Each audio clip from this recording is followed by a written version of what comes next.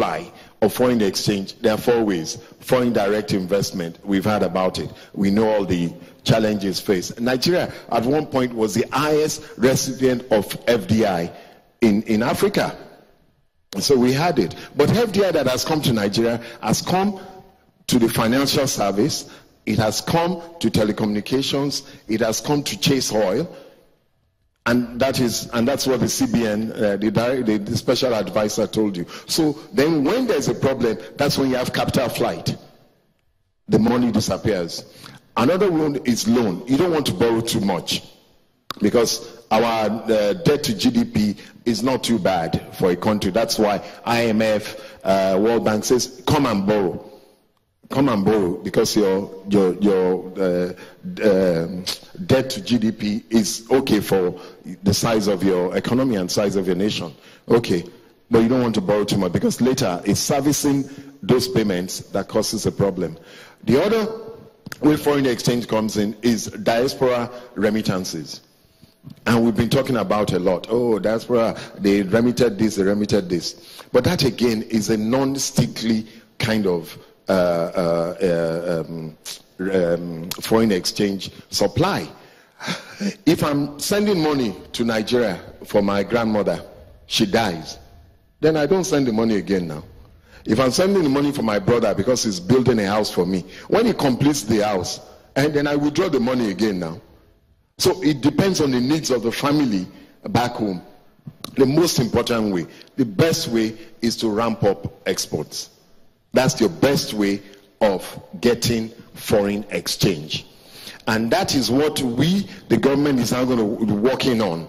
Also with our customs service that are here, the customs for years has been treated as a revenue generation agency. PAM, we set targets for the customs. So boom, import, go and just get money. Go and just get money from there. But we forget the other part, which is exports. Because the custom, by their general rule, they are a trade facilitation agency.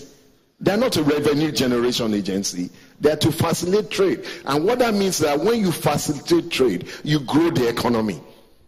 So we say, under the Zero Oil Plan, forget that, let me go back. Prime Minister Nehru looked at the Indian economy in the 1960s. He looked at its population. He said, India must export or perish. Simple. We're at the crossroads now. Nigeria must export or perish. It's simple. We need to ramp up production and productive capacity all across the sectors. Under the Zero Oil Plan, we identified 11 sectors. 9 of them are Greek. That's why everybody is talking about agriculture now. We identified this is what you need to grow. We went straight to the states. We gave them targets. We are setting targets that look, let us scale up this level of production and productive capacity so we can export. That way, sorry, I'll round up now. That way we generate the much needed foreign exchange. And that was the CEO and the executive director of the Nigerian Export Promotion Council, Segun Awolowo.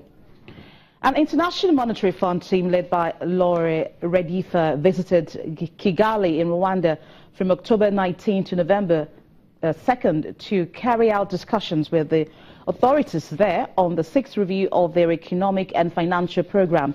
Ms. Redifa noted that Rwanda's economic performance remains strong, with GDP growth of 6.5% in the first half of 2016. Growth projections for the year remain at 6%, driven by services activity, with somewhat lower growth in agriculture owing to the recent drought.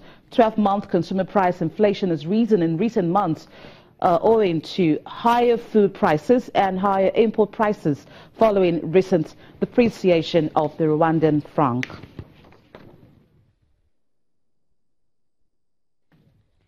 And Namibia's economy is expected to grow at a slower pace of 2.5% this year compared with 5.3% last year due to drought and a contraction in sectors like diamond mining. Now, this is according to the Central Bank's Economic Outlook update posted on its website. The Bank of Namibia says the diamond output was projected to shrink 7.3% after a 3.4% decline in 2015. But that will come to the end of today's edition of Business Incorporated. Many thanks for watching. We hope to see you same time tomorrow. I am Bolaji Akinwale.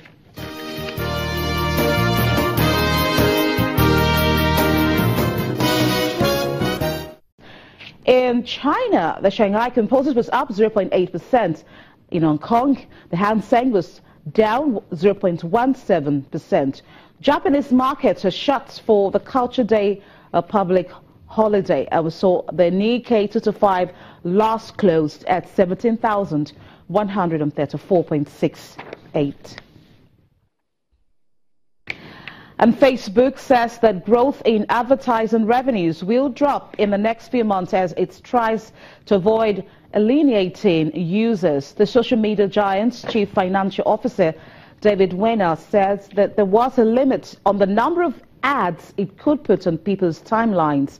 The comments came as Facebook reported profits of $2.4 billion between July and September, up 166% from the same period in 2015. Most of Facebook's revenues came from adverts, of which mobile accounted for 84%. Nearly 1.1 billion people now log onto Facebook and the mobiles every day, compared with 894 million a year ago. And to the crude oil markets, where oil futures edged up, supported by news of an attack on a Nigerian oil pipeline and a weaker US dollar. This comes after 4 days of falls over skepticism that a global glut in crude supplies could be stemmed. Brent crude was trading 44 cents at $47.30 a barrel. US crude was up 38 cents at $45.72 per barrel. Futures hit 5-week lows on Wednesday after data showed stocks of oil in the United States had risen by a record amount last week.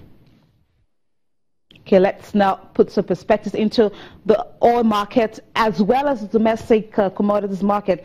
I have joining me on the program Desola Simone, who is a research analyst with the Financial Derivatives Company Limited. Thank you so much, Desola. First off, your reaction to the attack on Nigeria's pipelines and the impact on the futures of oil, futures oil prices. Well, as you all know, the impact, the attack of the oil infrastructure of almost 24 hours afterwards were met with leaders of the Delta people come that to seek solution to. So now, the oil production is down, and then at the price of crude oil can go up. But for Nigeria, it means that government revenue. Okay, we couldn't actually hear Desola clearly. We hope that perhaps before the end of the program we'll have him back on the show. Okay, let's take a look at what's going on in Egypt, where the central bank has floated the pound currency, devaluing it by 47.7% to an initial guidance level of £13 to the dollar. The central bank also raised interest rates by 3% to rebalance currency markets following weeks of turbulence. The Egyptian pound had been pegged at 8.8 to the dollar since March, but a shortage of dollars in the economy had put the currency under intense downward pressure in recent months. A rapid slide on the black markets to 18 earlier this week pushed the importers to cease buying. The years of political turbulence and an uptick in terrorism have hurt Egypt's main sources of hard foreign currency, which are tourism and foreign direct investment. And Kuwait's #1 telecom operator, Zain, has announced it will pay $129 million to Bharti Airtel over a settlement related to the sale of Zain's Africa operations to the Indian firm in 2010. The company says that the payment will have no future financial impact on Zain, as it sets aside provisions to cover potential payments related to the transaction at the time of the sale. Zain in 2010 completed the $9 billion sale of its Africa business, which included operations across 15 countries. The announcement did not disclose what the settlement related to. In the company's third quarter financial statement, Zain said it was liable for taxation claims, an amount that may be due for unprovided litigation claims after the sale of Zain Africa. It's time for a break. When Business Incorporated returns, we'll be talking about development in Nigeria's export markets. Please join us again.